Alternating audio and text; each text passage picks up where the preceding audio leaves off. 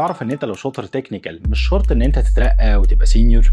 في الفيديو اللي فات اتكلمنا عن كتاب The 14 Habits of a Highly Productive Developer او العادات ال14 للمبرمجين الاكثر انتاجيه. المؤلف ضاف وقال عشان خاطر ان انت تكبر وتترقى في المكان اللي انت فيه فيو هاف تو ماستر ذا دارك سايد، او محتاج تهتم بالجانب المظلم شويه. من زمان والكود هو عنصر من عناصر السوفت وير، والاي اي دلوقتي شال من علينا الجزء ده وبقى يكتب هو الكود. فدورك هنا ان انت تفهم البيزنس بتاعك وتفاصيله وخباياه، وتفهم الكاش فلو بيدخل ازاي والشركه بتكسب فلوس ازاي. ده اللي هيخليك تبدا تركز فعلا ايه الكود المهم اللي محتاج انه يتكتب وايه الكود اللي مش محتاج ان انت تقرب منه.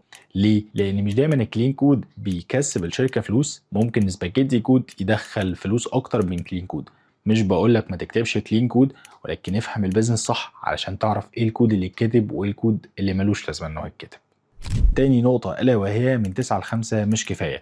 وقت الشغل أنت بتتعلم اللي يفيدك للشغل ويخلي عجلة الشغل تدور أسرع.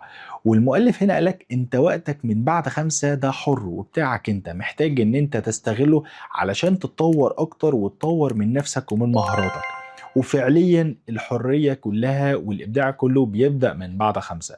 ده الوقت اللي أنت بتبدأ تشتغل فيه على المشاريع اللي أنت نفسك تشتغل عليها، أو تبدأ تذاكر الكورسات اللي أنت كان نفسك إن أنت تاخدها. فدايما خد لنفسك كده وقت من بعد 5 بتشتغل فيه وبتطور فيه لنفسك. تالت عادة ألا وهي الأكتيف listening. فكرة إن أنت تسمع باهتمام ده هيخليك تتطور حرفيا بسرعة الصاروخ. مش مهم المعلومة بتتقال من مين ولا اتقالت إزاي، المهم إن المعلومة والنصيحة اتقالت. فدايما ركز إن أنت تسمع باهتمام قوي كل اللي بيتقال حواليك، علشان خاطر ده اللي فعلا هيوفر عليك وقت كبير جدا من التجربة والخطأ. رابع نقطة ألا وهي الجوكر والمتخصص.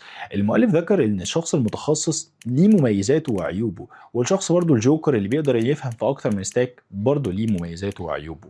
فان انت دايما اختار تراك تبدا تركز فيه، سواء كنت سبيشالست او سواء كنت جنراليست مهتم بحاجه معينه او مهتم بالسوفت وير بشكل عام. ولكن نصيحه شخصيه، انت في الوقت الحالي محتاج ان انت تبقى جوكر، محتاج تكون سبيشالست في حاجه معينه قوي، ولكن في نفس الوقت قادر ان انت تذاكر اي سوفت وير وتشوف اي مشكله بتقابلك وتبدا ان انت تحلها. ما تقولش لا دي مش تخصصي او مش بتاعتي، لان الفتره اللي جايه كلها رايحه على فكره ان انت الفول ستاك انجينير او البرودكت انجينير، شخص مسؤول عن برودكت متكامل باك اند بفرونت اند بموبايل، مسؤول ان الفيتشر دي كامله انها تخلص. فمحتاج ان انت زي ما تكون متخصص في الحته بتاعتك قوي، محتاج برضو ان انت تكون جوكر بتقدر ان انت تسد في اي مشكله تقع قصادك. اخر نقطه الا وهي ستوب ويتنج. بطل ان انت تستنى اللحظة المناسبة واللحظة المثالية اللي هتتعلم فيها واللي هتاخد فيها الكورس اللي هيغير حياتك واللي هتقرأ فيه الكتاب اللي هيشقلب دماغك كلها. انك تتعلم من كل حاجة حواليك، من كل الناس اللي حواليك، ومن كل معلومة انت بتسمعها، هي دي اكتر حاجة هتخليك تتطور ويخليك فعلا تنتقل من ليفل تاني خالص. وبكده نكون اتكلمنا عن اهم العادات اللي اتكلم عنها المؤلف علشان فعلا تتطور وتكبر في شغلك. وبس كده، سلام.